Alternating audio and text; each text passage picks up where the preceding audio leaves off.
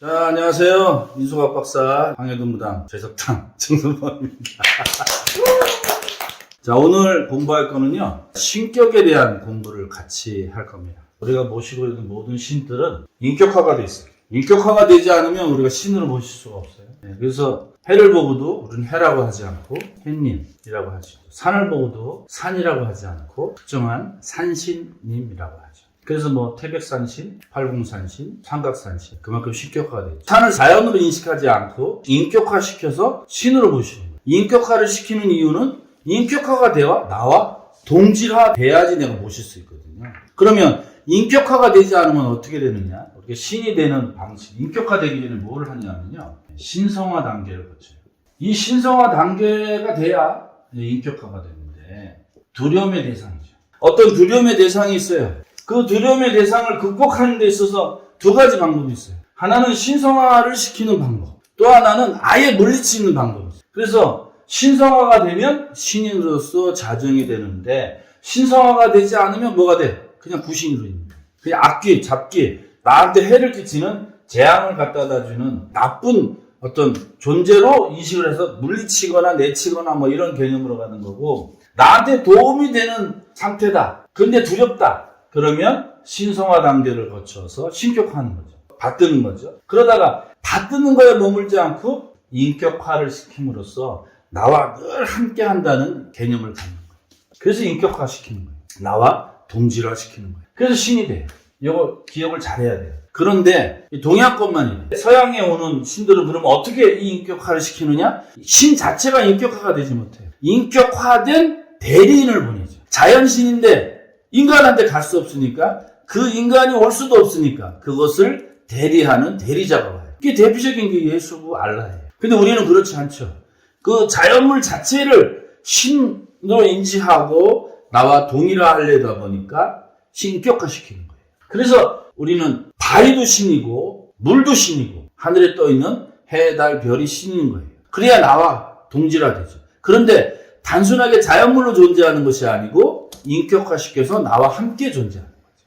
만약에 이게 두려움의 대상에서 두려움으로만 계속 있으면 이게 신이 될 수 없어요. 귀신이지. 귀신과 신의 차이는 그거예요.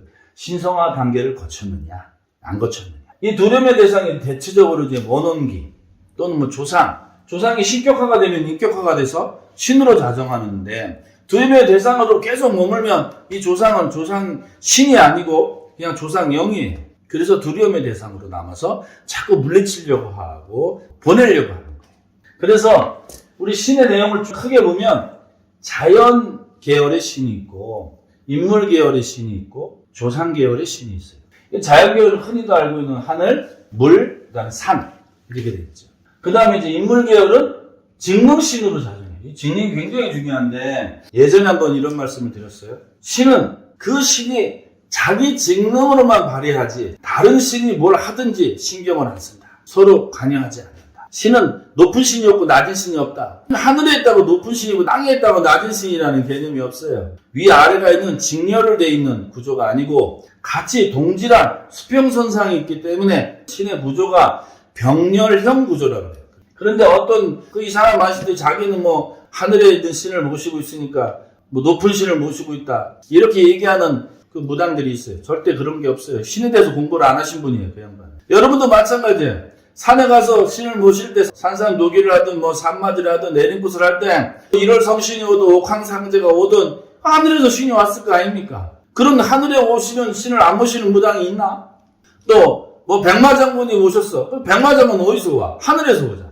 하늘에서 어떻게 됐든지 신이 오게 돼 있어요. 무당은 천지신명을 모시는 제자이기 때문에 기본적으로 하늘의 신, 산의 신, 물의 신, 장군님, 신장님, 옛날에 얘기했죠. 많이들 사람들이 혼동해 하는데 몸주신 하니까 몸주신 하나다 이렇게 생각하는 우매한 사람들이 있어요. 그거는 그 학자들이 이야기할 때 외부적으로 몸주신이라고 하니까 한 분이겠거니 하는 본인들의 그 머릿속에 나오는 추론적인 생각이에요. 그러면 예를 들어서 우리가 공수가 나갈 때 산소에 문제가 있어서 그러면 누가 일을 하죠? 산신이 할 거 아닙니까? 그 장군님이 할까요? 안 해요.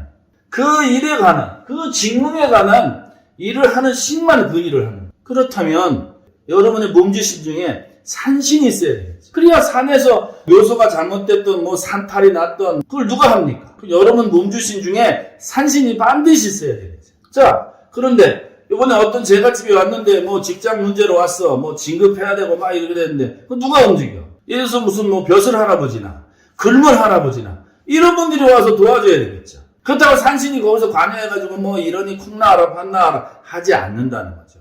그렇다면 몸주신으로 신장님이 있어야 되겠죠.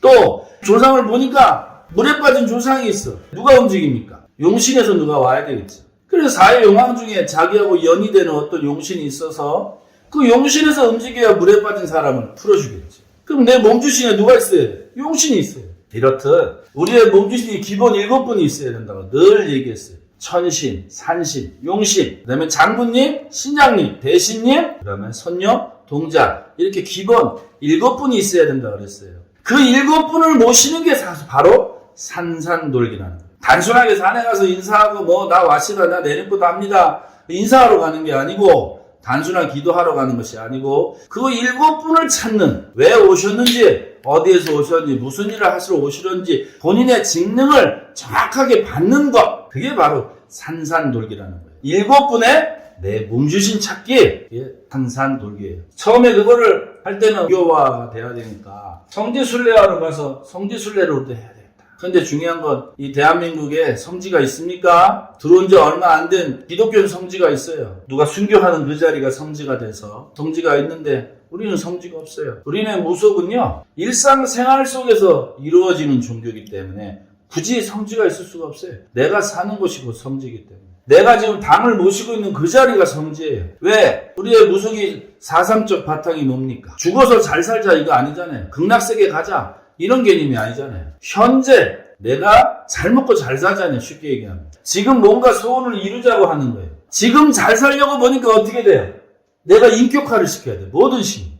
그래 나와 동일하게 되는 거예요. 산이 산으로 존재하면 나하고 아무 상관이 없어. 나를 도와주지도 않아요. 신이 돼야 인격화가 돼야 나랑 동일해서 나를 도와줄 수 있는 거예요. 그런 인격화가 된 양반을 내가 몸주신으로 하늘 땅 뭐 해가지고 전부 최소 7분을 모시는 거예요. 그럼 7분만 있으면 됩니까? 아니죠. 더 올 수 있어요.